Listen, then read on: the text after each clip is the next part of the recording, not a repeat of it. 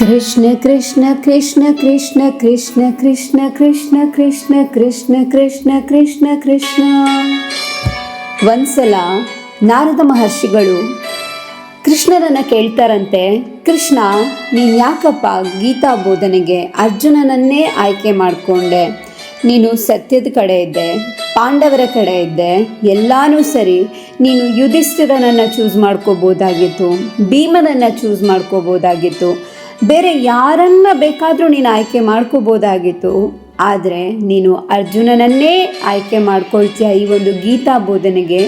ಯಾಕಪ್ಪ, ಇದಕ್ಕೇನಾದರೂ ಕಾರಣ ಇದೆಯಾ ಅಂತ ಹೇಳಿಬಿಟ್ಟು ಆಗ ಅರ್ಜುನನಿಗೆ ನನ್ನ ಮೇಲೆ ಎಷ್ಟು ಪ್ರೀತಿ ಇದೆ ಅನ್ನೋದನ್ನು ಅರ್ಥ ಮಾಡಿಸೋದಕ್ಕೋಸ್ಕರ ಕೃಷ್ಣ ನಾರದರಿಗೆ ಹೇಳ್ತಾರಂತೆ, ಈಗ ಅರ್ಜುನ ಮಲಗಿದ್ದಾನೆ, ದಯವಿಟ್ಟು ಅರ್ಜುನನ ರೂಮಿಗೆ ಹೋಗಿಬಿಟ್ಟು ಒಂದು 5 ನಿಮಿಷ ಅಲ್ಲಿ ನಿಂತ್ಕೊಂಡು ಆನಂತರ ಬನ್ನಿ ಅಂತ ಹೇಳಿಬಿಟ್ಟು. ಸರಿ ಅಂತ ಹೇಳಿಬಿಟ್ಟು ನಾರದರು ಏನು ಮಾಡ್ತಾರಪ್ಪ ಅಂತ ಅಂದರೆ ಸೀದಾ ಅರ್ಜುನನ ರೂಮಿಗೆ ಹೋಗ್ತಾರಂತೆ. ಅರ್ಜುನ ನಿದ್ದೆ ಮಾಡ್ತಾ ಇರ್ತಾನೆ. ನಾರದರು ಅಲ್ಲೇ ನಿಂತ್ಕೊಂಡಾಗ ಅವರಿಗೆ ಈ ಸೌಂಡ್ ಕೇಳಿಸೋದಕ್ಕೆ ಶುರುವಾಗತ್ತಂತೆ. ಕೃಷ್ಣ ಕೃಷ್ಣ ಕೃಷ್ಣ ಕೃಷ್ಣ ಕೃಷ್ಣ ಕೃಷ್ಣ ಕೃಷ್ಣ ಕೃಷ್ಣ ಕೃಷ್ಣ ಕೃಷ್ಣ ಕೃಷ್ಣ ಕೃಷ್ಣ. ನಾರದರು ಸುತ್ತೆಲ್ಲ ನೋಡ್ತಾರಂತೆ, ಎಲ್ಲಿಯೂ ಕೂಡ ಯಾರೂ ಇಲ್ಲ. ಎಲ್ಲಿಂದ ಬರ್ತಾ ಇದೆ ಈ ಒಂದು ಕೃಷ್ಣ ಅನ್ನುವಂತಹ ಧ್ವನಿ ಅಂತ ಹೇಳಿಬಿಟ್ಟು ಆಗ ಎಲ್ಲ ಕಡೆ ಹುಡುಕ್ತಾರಂತೆ, ಎಲ್ಲಿಯೂ ಯಾರೂ ಕಾಣಿಸೋದಿಲ್ಲ. ಸೀದಾ ಹೋಗ್ತಾರಂತೆ ಅರ್ಜುನ ಮಲಗಿರೋ ಅಂತಹ ಜಾಗಕ್ಕೆ ಹೋಗ್ಬಿಟ್ಟು ಅರ್ಜುನ ಏನು ಹೊಚ್ಚಿಕೊಂಡು ಮಲ್ಕೊಂಡಿರ್ತಾರೆ ಅಲ್ವಾ, ಅದನ್ನು ಎತ್ತಿಬಿಟ್ಟು ನೋಡ್ತಾರಂತೆ. ಈ ಒಂದು ಧ್ವನಿ ಕೃಷ್ಣ ಅನ್ನೋ ಅಂಥದ್ದು ಬರ್ತಾ ಇರೋದು ಅರ್ಜುನನ ಬಾಡಿಯಿಂದ.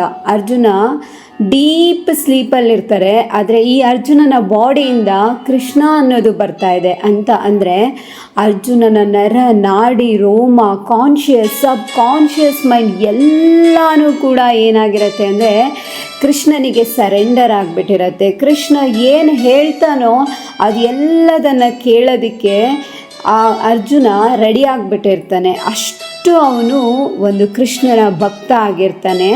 ಹಾಗೆ ಇದನ್ನು ನೋಡಿ ಒಂಥರ ಶಾಕ್ ಅಂತ ಅನಿಸಿದ್ರು ಸೀದಾ ಹೊರಗಡೆ ಬಂದುಬಿಟ್ಟು ನಾರದರು ಹೇಳ್ತಾರಂತೆ, ಹೌದು ಕೃಷ್ಣ, ನನಗೀಗ ಅರ್ಥ ಆಯಿತು ಅಂತ ಹೇಳಿಬಿಟ್ಟು. ಹಾಗೆ ಕೃಷ್ಣ ಮತ್ತು ಅರ್ಜುನರ ಸಂಬಂಧ ಎಂಥದ್ದಪ್ಪ ಅಂತಂದರೆ ನರನಾರಾಯಣ ಸಂಬಂಧ ಅಂತ ಹೇಳ್ತಾರೆ. ಅಂತ ಅಂದರೆ ನಾರಾಯಣ ಅಂತಂದರೆ ಕೃಷ್ಣನ ಅವತಾರ, ಕೃಷ್ಣ ನಾರಾಯಣ ಅವತಾರ ಆಗಿರ್ತಾನೆ.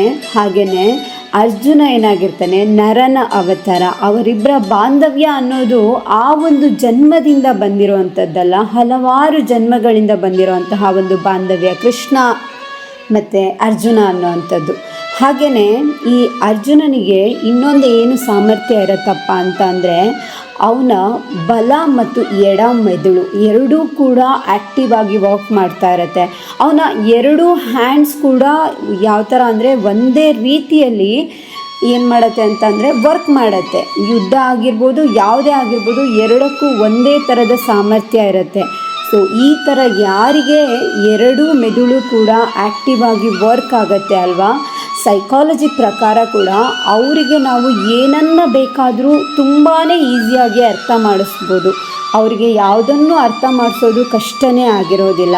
ಹಾಗೆ ಅರ್ಜುನ ಯಾವ ಥರ ಅಪ್ಪ ಅಂತಂದರೆ ಕೃಷ್ಣ ಏನೇ ಹೇಳಿದ್ರು ಅವನಿಗೆ ಎಂಥ ಕನ್ಫ್ಯೂಷನ್ಸ್ ಇರಲಿ, ಎಂಥ ಡೌಟ್ಸೇ ಇರಲಿ, ಕೃಷ್ಣನಿಗೆ ಅವನು ಸರೆಂಡರ್ ಆಗಿರುವಂತಹ ಒಂದು ರೀತಿನೇ ಆ ಥರ ಇರುತ್ತೆ. ಅವನು ಅದನ್ನು ಆಕ್ಸೆಪ್ಟ್ ಮಾಡ್ಕೊಳ್ತಾನೆ, ಅದನ್ನು ಒಪ್ಕೊಳ್ತಾನೆ. ಅದು ಯಾವ ಥರ ಅಂತ ಹೇಳಿ ಚಿಂತನೆ ಮಾಡಿ ಅದನ್ನು ಅರ್ಥೈಸ್ಕೊಳ್ಳುವಂತಹ ಶಕ್ತಿ ಆ ಒಂದು ಅರ್ಜುನನಿಗೆ ಇದ್ದ ಕಾರಣದಿಂದ ಕೃಷ್ಣ ಈ ಒಂದು ಗೀತಾ ಬೋಧನೆಯನ್ನು ಅರ್ಜುನನಿಗೇನೇ ಮಾಡಿರ್ತಾನೆ.